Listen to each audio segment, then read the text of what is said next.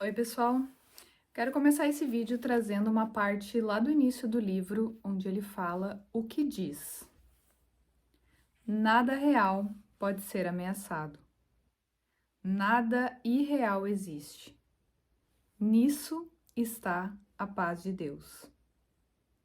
É assim que um curso em milagres começa.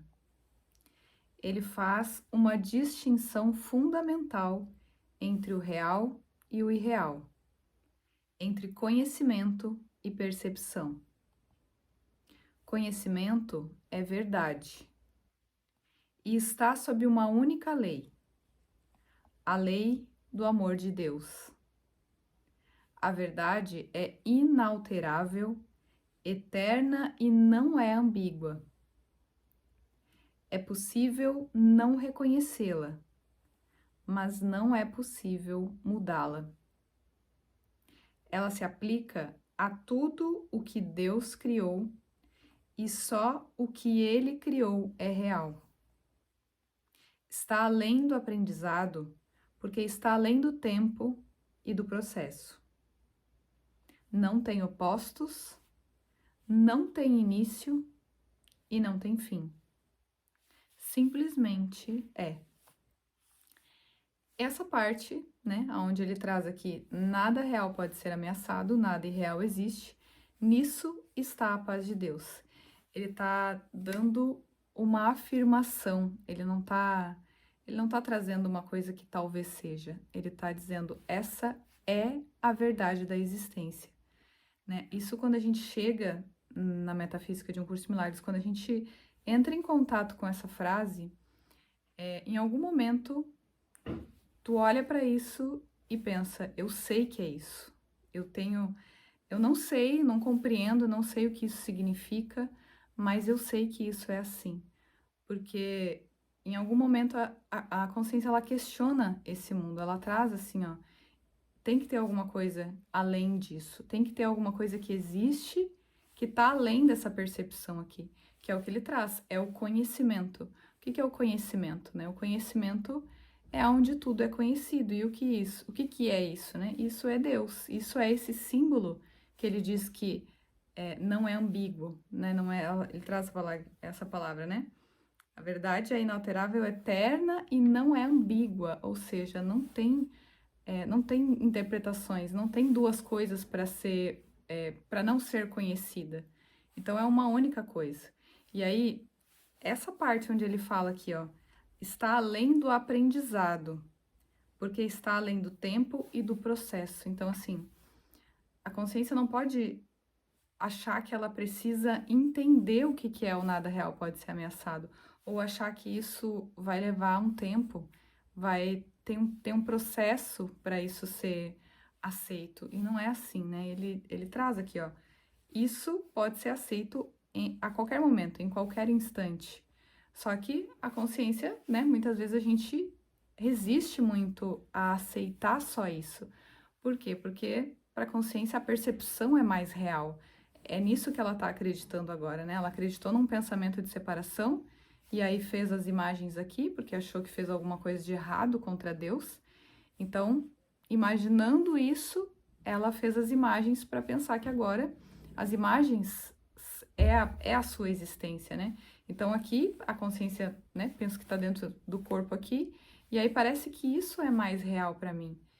E aí a gente, né, em algum momento coloca esse questionamento, ok, isso aqui parece muito real mesmo, mas não faz sentido isso aqui ser a existência, não faz nenhum sentido Deus criar, ter alguma coisa que tá antes, porque tem alguma coisa que veio antes disso aqui, e aí fazer isso aqui para as coisas aqui não durarem, para as coisas aqui acabarem, e qual o sentido da vida, né? Da gente crescer, nascer, aí passa por um monte de perrengue, que é só perrengue porque a gente coloca ali uma camada romantizada, que é o alívio, né, dessa consciência, que é o que a gente coloca como prazer, como satisfação, mas é só dor, é só sofrimento, só que tá mascarado de pequenos instantes onde a consciência para um pouquinho de olhar para esse medo de Deus, que é o que ela tá tentando fugir através das imagens.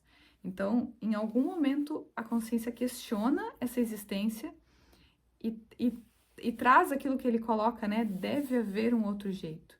Deve haver um outro jeito. E aí, isso que ele está trazendo aqui é esse outro jeito.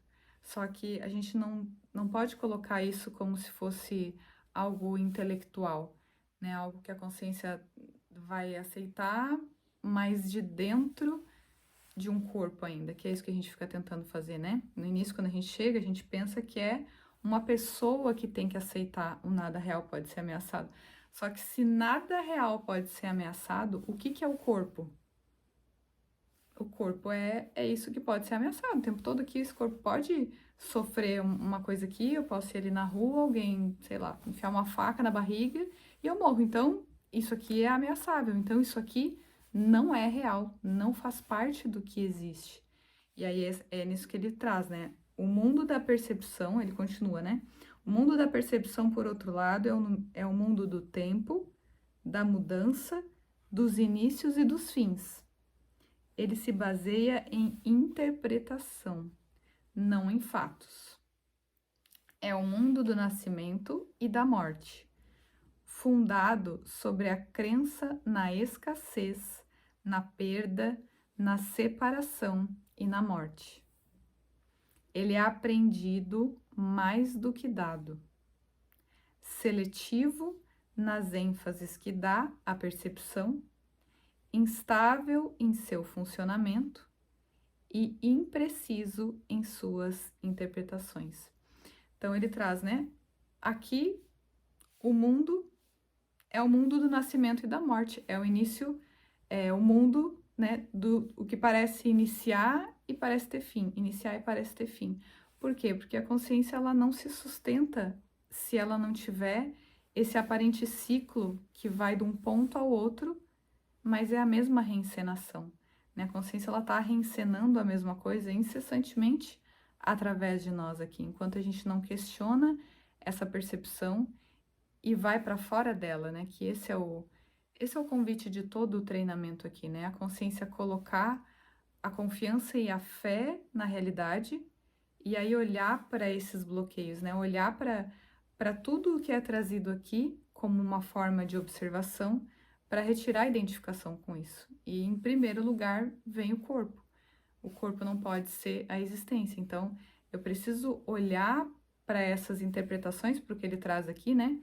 Porque o que sustenta a percepção?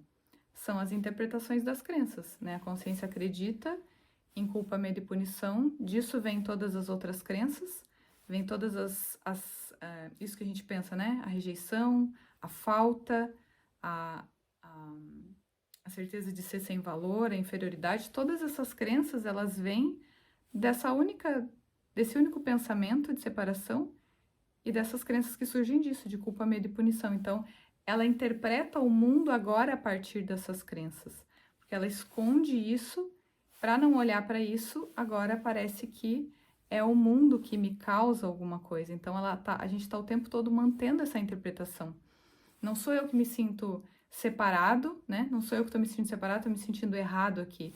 Agora é o mundo que está me causando isso, é o outro que está me tornando errado, né? A culpa do que eu sinto aqui, essa raiva, ou seja lá qual for a emoção, a alegria, não importa qual é a dualidade das emoções aqui, tudo está sendo mantido, está sendo usado para manter a percepção equivocada de existência, né? Porque a gente fica aqui validando a ideia de ter dois, né? Para a gente ter a interpretação, ter a percepção, eu preciso ter duas coisas, né? Ser consciência é ser percepção de duas coisas.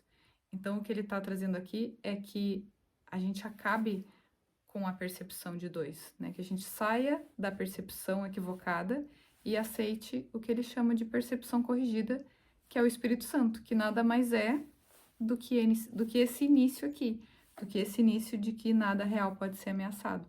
O Espírito Santo é só essa lembrança, né? E aí tem uma parte na revisão de hoje, né? A primeira lição, a lição 123, tem um trecho dessa lição que ele fala assim, ó: dá-lhe graças por ele não ter te abandonado e pelo seu amor permanecer para sempre brilhando sobre ti, para sempre imutável. Dá-lhe graças também por seres imutável, pois o filho que ele ama é tão imutável quanto ele próprio. Sê grato por estares salvo. Fica contente por teres uma função a ser cumprida na salvação. Sê grato por seu valor transcender em muito as tuas parcas dádivas e os teus julgamentos mesquinhos sobre aquele que Deus estabeleceu como seu filho. Então ele fala aqui, né? As tuas parcas dádivas, a tua ideia, todos os teus julgamentos mesquinhos sobre o Filho de Deus. A gente fica mantendo a percepção equivocada aqui, através dessas crenças, e aí eu fico dizendo que eu sou esse nada aqui, esse montinho de pó. Olha como não faz sentido isso, né? A gente comparar aquilo que Deus cria, né? A criação de Deus, com algo tão frágil, né? Tão suscetível ao fim, né? A uma coisa que vai acabar. Então, qual o sentido de colocar a nossa fé de existir nisso, né? Isso aqui vai acabar. A gente, né? Hoje parece que a gente pega um recorte da nossa vida aqui, né? Da nossa experiência, e aí parece que tá tudo certo aqui. Mas esse corpo vai morrer. E aí, que dádivas são essas que eu quero manter? O que eu quero manter aqui que vai durar? Não tem nada que vai durar. Então, ele diz, a gente pode levar muito tempo, aparentemente, dentro de várias experiências para aceitar o que ele está falando aqui, mas ele está dizendo, ó, as dádivas de Deus estão aqui agora, que é esse autorreconhecimento, né? Não tem nada que eu não possa aceitar nesse instante, não tem nada que me impeça a aceitar a verdade nesse instante, a não ser o meu querer, né? A não ser eu mesmo, nessa consciência mesmo, se impondo os limites de aceitar só isso. E aí tem a outra parte, né, dessa próxima lição, que é a lição 124, que ele diz: hoje não duvidaremos do seu amor por nós, nem questionaremos a sua proteção e o seu cuidado. Nenhuma ansiedade sem significado pode vir para interferir na nossa fé e na nossa consciência da sua presença.